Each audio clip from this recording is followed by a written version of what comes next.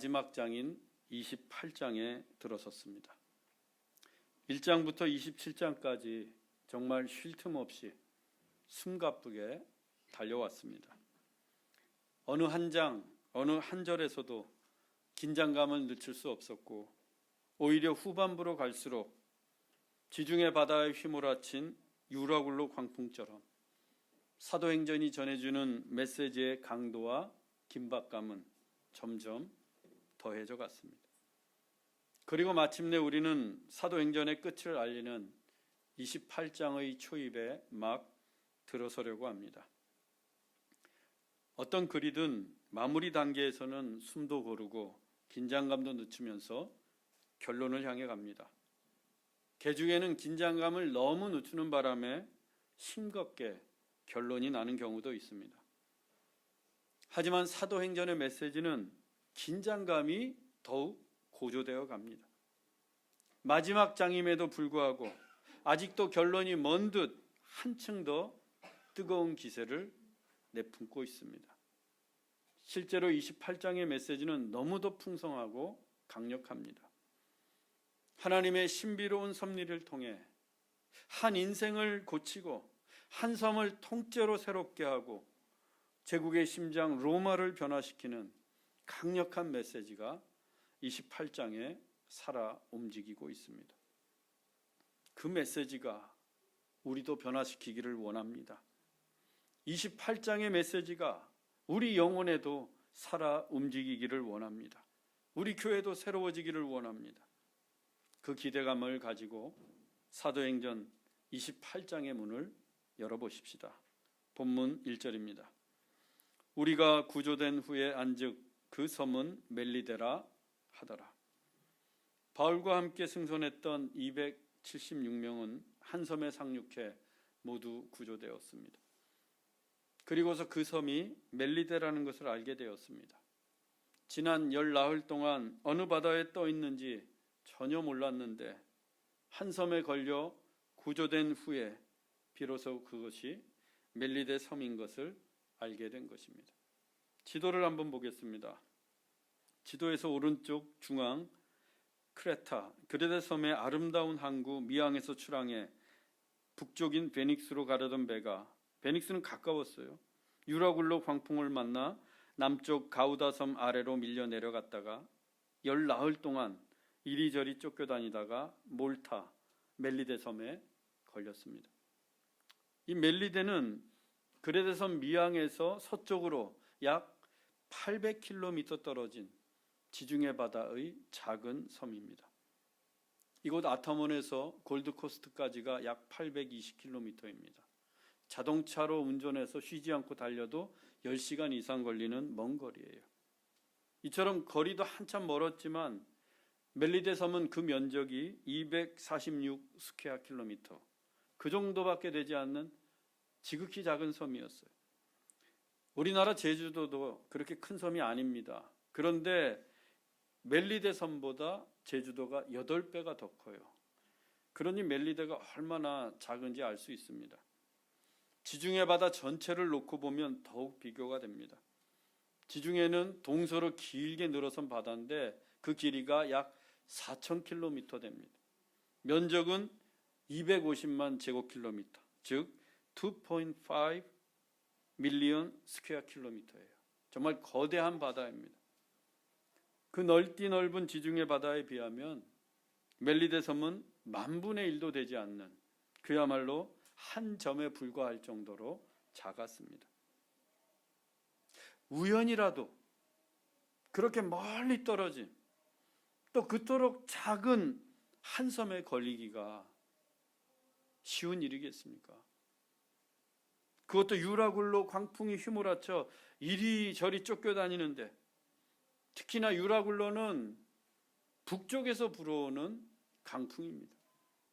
알렉산드리아 배가 처음에 베닉스로 올라가려다가 가우다섬 남쪽으로 크게 밀려난 것도 바로 그 북풍 때문이에요. 그렇다면 그 세찬 북풍에 더 남쪽인 아프리카 북부 리비아로 밀려나야 맞습니다. 그러면 배는 시르티스, 모래톱이 많기로 유명한 리비아 해안에 걸려서 꼼짝없이 파손하고 말았을 것입니다. 그런데 그 넓고 긴 리비아 해안에 걸린 게 아니라 한참을 서쪽으로 가서 한 점에 불과한 작은 섬 멜리데에 걸렸습니다. 게다가 그 멜리데 섬은 로마 제국의 관할이었고 북쪽으로 곧장 항해하면 시칠리아 섬을 지나 제국의 심장 로마가 있는 이탈리아 반도에 이르게 됩니다. 그런데 알렉산드리아 배가 본래 로마로 가려던 배이지 않습니까? 유라굴로 광풍을 맞아 어딘지도 모르게 헤매고 다니던 그 배가 로마가 있는 이탈리아 반도 바로 밑에 있는 작은 섬 멜리데에 걸린 것입니다. 아니, 한 섬에 걸려도 어떻게 이렇게 걸릴 수가 있습니까? 지중해 바다에 얼마나 섬이 많은데 이것을 과연 우연이라고 말할 수 있겠습니까? 아닙니다. 하나님의 필연이고 하나님의 절대적인 섭리입니다. 하나님께서 오래전에 작정해 두신 한 섬이 다름 아닌 바로 그 멜리데 섬이었기 때문입니다. 누가는 이 같은 하나님의 섭리를 본문 1절에서 두 단어로 표현하고 있습니다. 구조와 멜리데입니다. 우리말 구조된으로 번역된 헬라어가 디아소조입니다. 이 디아소조는 단지 육신의 구조만을 의미하는 게 아니라 영적인 구원까지도 포함하고 있는 단어입니다. 즉 알렉산드리아 배에 탄 276명은 유라굴로 광풍 속에서도 하나님의 은혜로 그 육신이 살 수 있었고 또한 하나님의 은혜로 그 영혼마저도 구원받을 수 있었던 것입니다.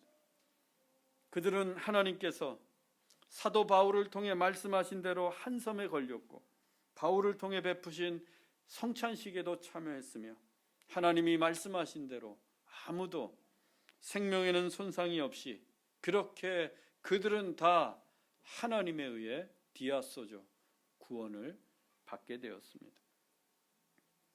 하나님의 디아소조, 하나님의 구원이 과연 우연이겠습니까? 그들이 어쩌다 보니까 우연히 구원받게 된 것입니까? 절대 그렇지 않습니다. 구원은 하나님의 뜻이고 우리를 구원하시는 분은 오직 하나님뿐입니다. 그렇다면 그들이 구원받게 된 것은 하나님의 필연적인 섭리입니다. 그렇게 하나님의 구원의 역사가 펼쳐진 한 섬이 멜리데였습니다. 우리가 구조된 후에 안즉 그 섬은 멜리데라 하더라. 그런데 멜리데의 뜻이 다시 한번 하나님의 필연적 섭리의 감동을 우리에게 선사해 줍니다.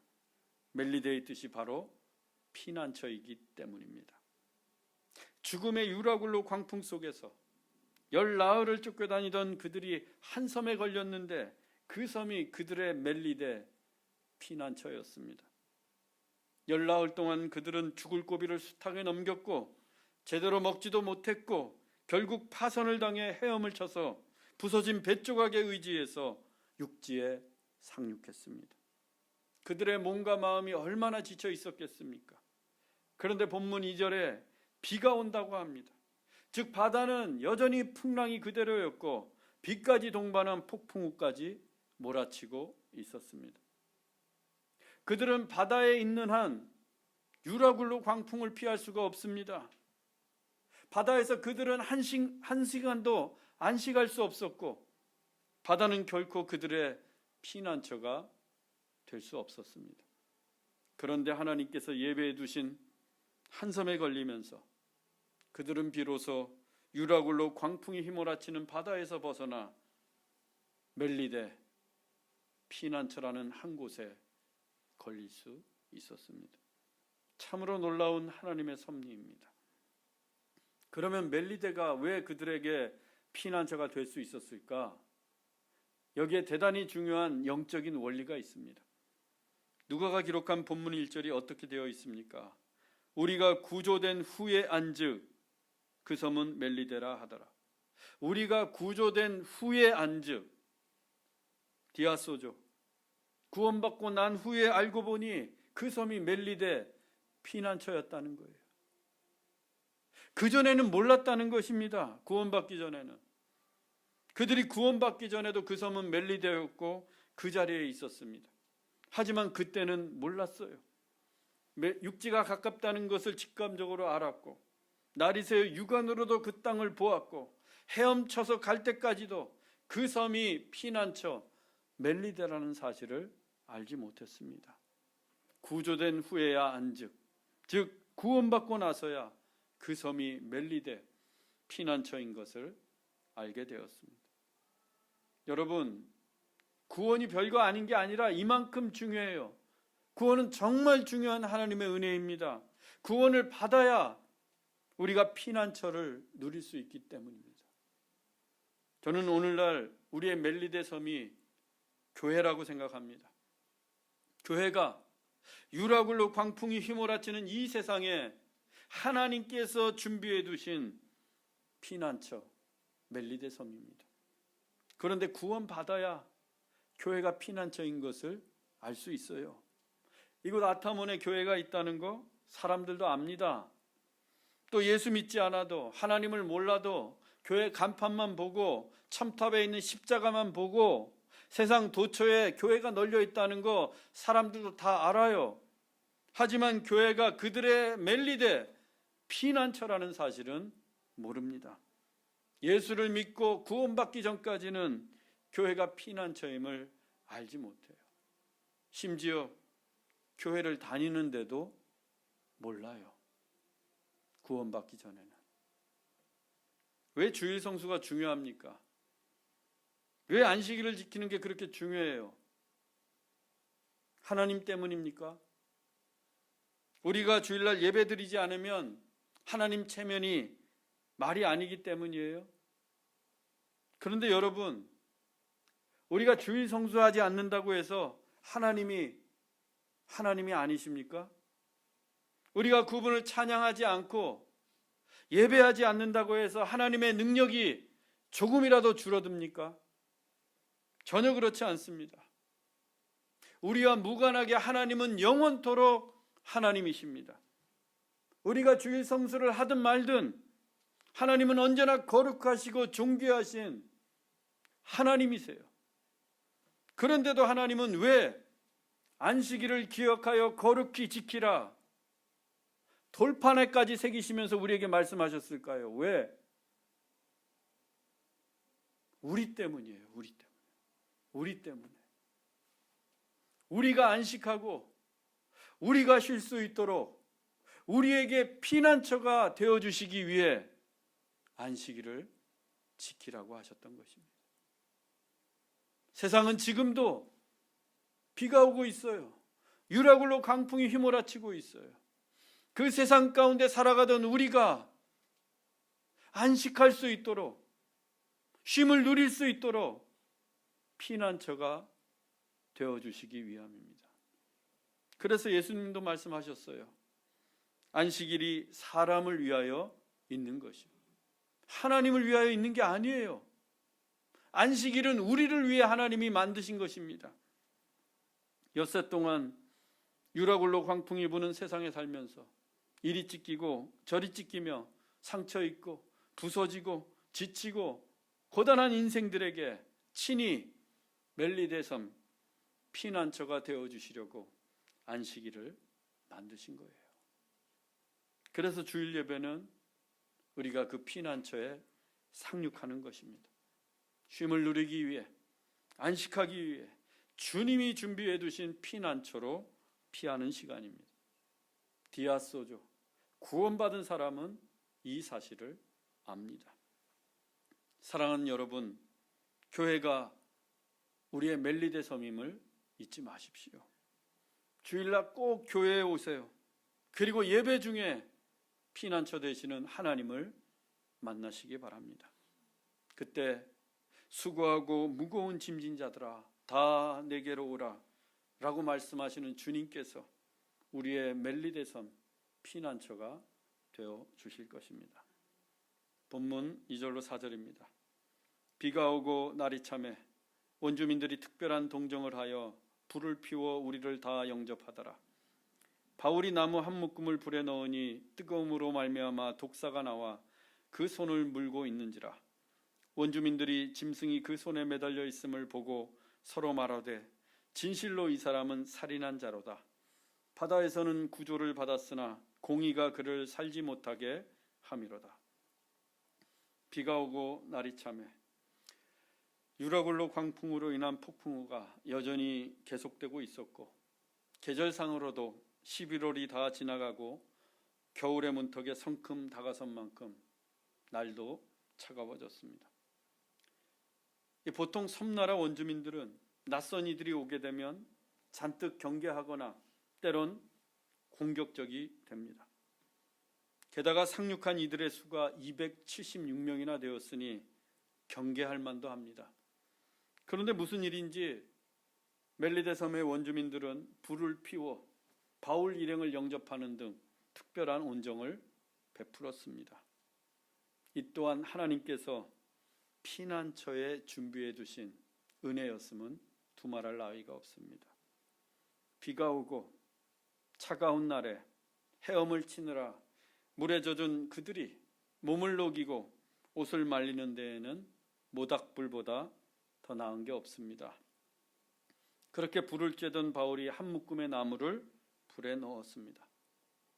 그런데 그 나무들 틈에 뱀이 섞여 있었나 봅니다. 그것도 독사가.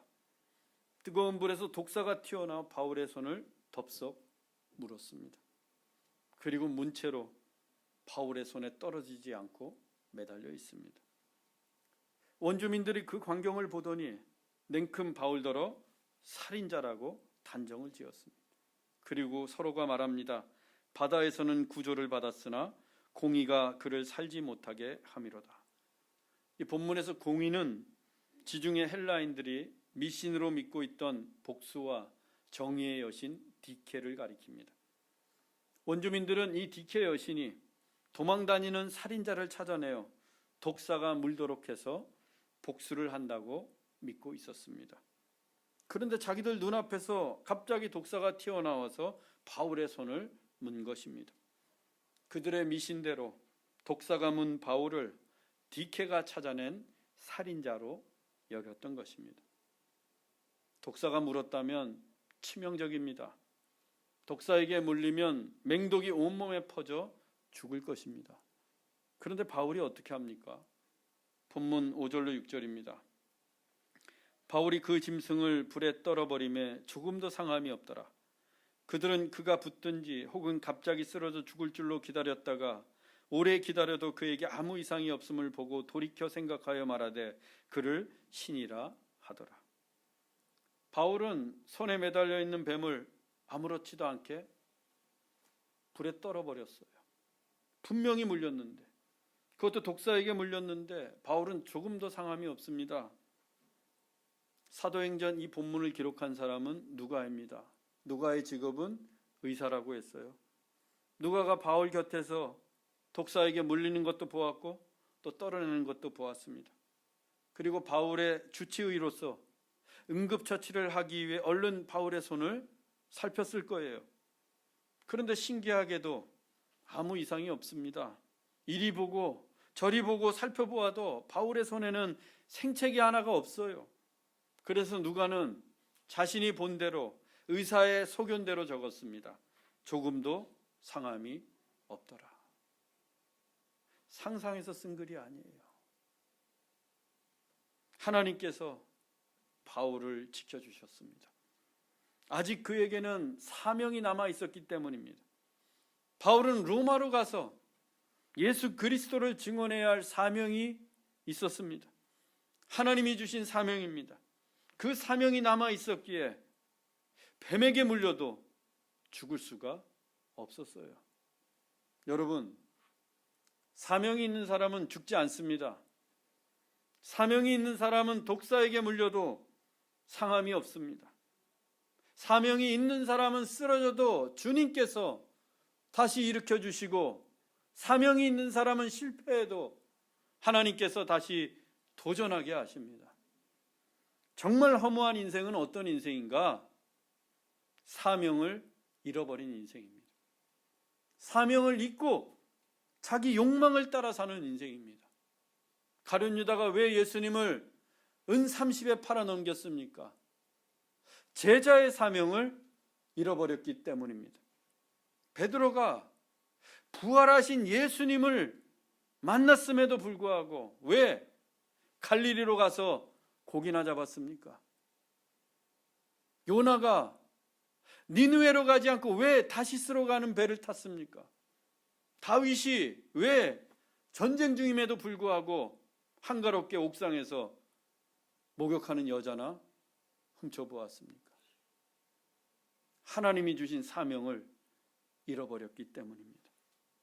사명을 잃어버리면 그 인생이 무의미해지고, 사명을 잃어버리면 헛된 욕망을 따라 살아가기 때문입니다.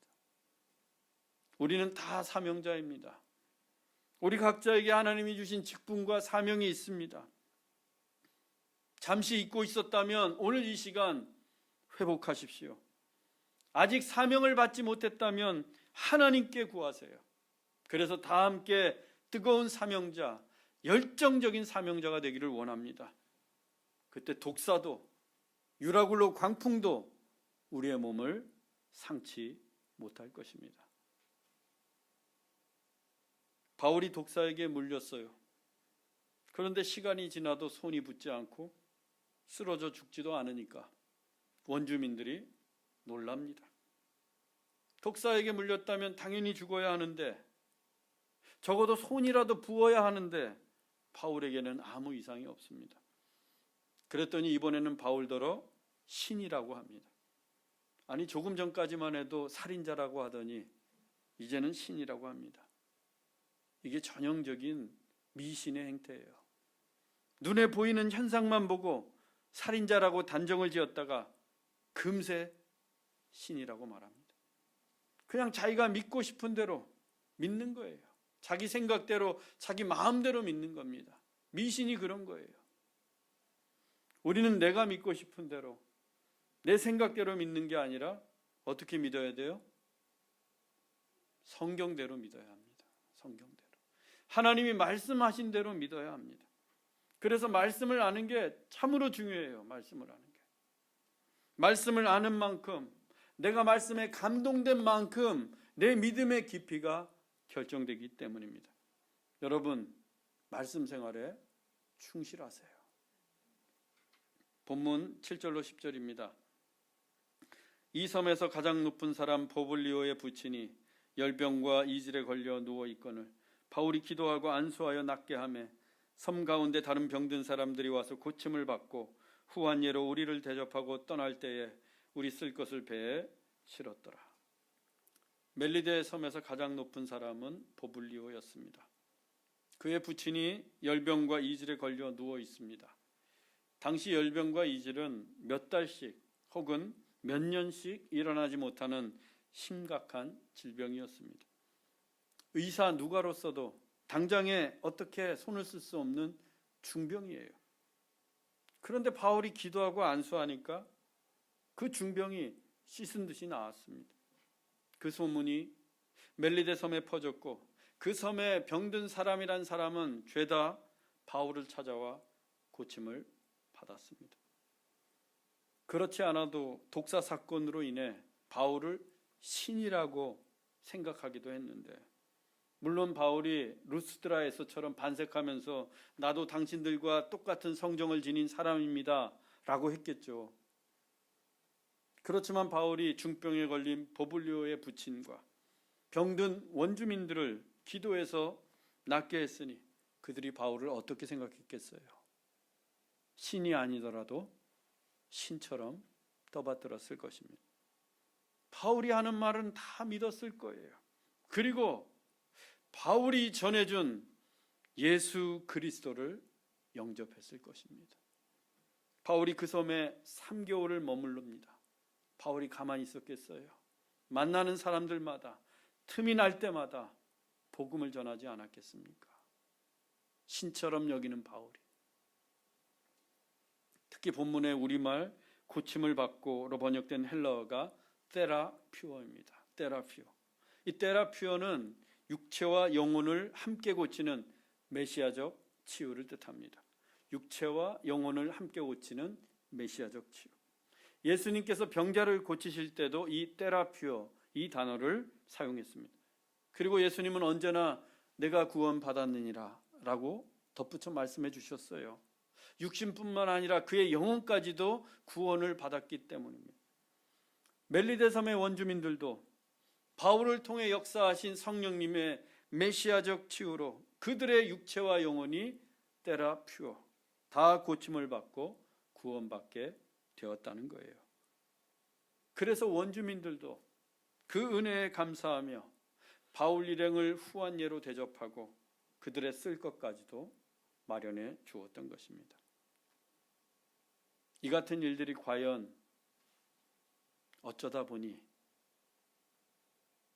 생긴 일이겠습니까? 우연히 일어난 일이겠어요? 우리는 이미 7주 전에 풍세가 더 허락하지 아니하므로 라는 설교를 통해 바울을 향하신 하나님의 뜻이 제국의 심장 로마에만 있지 않고 지중해 바다의 작은 섬, 아무도 눈여겨보지 않는 멜리데 한 섬에도 있음을 배웠습니다. 즉 멜리데 섬의 병자들을 고쳐주시고 그 섬나라에도 예수 그리스도의 복음을 전하게 하시고 그들을 구원하시려는 하나님의 섭리가 있다고 했습니다. 그렇다면 이 일들도 우연이 아니라 하나님의 필연입니다. 그런데 멜리데 섬은 애시당초 바울의 여행 계획에 있던 경로가 아니었습니다. 바울이 가려고 했던 섬이 아니에요. 이름도 모르는 섬이었습니다. 유라굴로 광풍 때문에 배가 모래톱에 걸려 파손하는 바람에 어쩔 수 없이 상륙한 섬이었어요. 어쩔 수 없이. 그런데 그 섬에 하나님의 놀라운 섭리가 있었습니다. 구원의 역사가 있었습니다. 바울의 계획에는 없었지만 하나님의 계획 속에는 분명히 있었기 때문입니다. 우리도 뜻하지 않은 곳으로 갈 때가 있어요. 계획 속에 없는 사람을 만나게도 되고 어쩔 수 없이 가야 되고 어쩔 수 없이 하게 되는 일도 있습니다. 지금 여러분의 아내와 남편이 여러분 계획 속에 있었습니까? 본래부터 10년 전부터 계획했다. 나는 이 사람과 결혼하려고. 저도 처음부터 목사가 되려고 신학 공부한 사람이 아니에요. 목사는 제 계획에 있지도 않았어요. 사업하려고 출판사를 하고 있었는데 그 출판업을 좀 더 잘해보려고 신학교에 입학했습니다. 체스우드 퍼블릭 스쿨에 불이 나지 않았다면 우리 교회가 이곳 아타몬 예배당으로 올 생각이나 했겠습니까? 아타몬 생각, 계획도 없었어요. 아니 제 계획에는 좋은 씨앗교회를 개척하는 것조차도 없었습니다. 어느 날 전격적인 부르심 때문에 목사가 되었고 불이 나는 바람에 어쩔 수 없이 예배당을 찾아다녔고 갑작스럽게 때밀려서 교회를 개척하게 되었습니다. 하나님께서 유라굴로 광풍처럼 밀어붙이시는데 제가 버틸 재간이 있었겠습니까? 부서진 배 조각이라도 잡고 상륙해야죠. 그런데 이곳에 놀라운 하나님의 섭리와 계획이 있었습니다. 저처럼 허물 많고 부족한 사람이 목사라는 사실이 그렇게 감사할 수가 없고 이 아름다운 예배당에서 드리는 예배가 너무도 은혜롭습니다.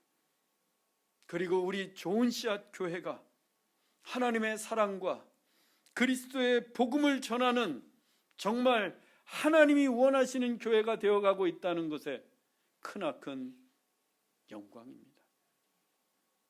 여러분과 제가 성도와 목사로 우연히 만난 것 같아요? 여러분들이 서로 어쩌다 보니 어쩔 수 없이 좋은 씨앗교회 교인이 된 것 같습니까? 그렇지 않아요. 하나님의 필연입니다. 하나님의 계획 속에 있었어요. 저와 여러분이 만나는 것은. 중요한 것은 이곳에 우리의 사명이 있다는 것입니다. 하나님의 계획이 있는 이곳에 사명이 있어요. 서로 사랑하고 위로하고 격려하며 우리에게 맡겨주신 이 시대의 사명을 감당하라고 우리를 이곳에 불러주신 하나님의 필연적인 섭리가 있습니다. 바울이 어쩔 수 없이 상륙한 그 멜리데 섬에 놀라운 하나님의 섭리와 사명이 있었던 것처럼, 사랑하는 형제자매 여러분, 이곳이 우리의 멜리데 섬입니다. 이곳이 우리의 피난처입니다. 우연히 이곳에 온 것 같지만 하나님의 필연적인 섭리입니다. 그리고 이곳에 우리를 부르신 사명이 있습니다. 그 사명에 충성을 다하십시다. 우리를 불러주신 하나님께 감사하십시다. 오늘도 그 사명을 향해 힘차게 달려가는 우리 모두가 될 수 있기를 주 예수 그리스도의 이름으로 축원합니다. 기도하겠습니다. 사랑의 주님, 우리가 주님의 자녀가 되고 좋은 씨앗교회 성도가 되고 이곳에서 주님을 예배하는 게 우연인 듯 하지만 하나님의 필연적 섭리임을 믿습니다. 이곳이 우리의 몸과 마음이 안식하는 멜리데 피난처임을 믿습니다. 그리고 이곳에 주님이 우리에게 맡기신 사명이 있다는 것도 믿습니다. 그 사명에 충성을 다하는 교회와 성도들이 되게 하옵소서. 서로 사랑하고 위로하는 교회, 하나님의 사랑과 그리스도의 복음을 전하는 교회, 일어나 빛을 발하며 이 땅을 때라 피워 치유하는 교회가 되게 하옵소서. 우리를 이곳에 부르신 예수 그리스도의 이름으로 기도하옵나이다.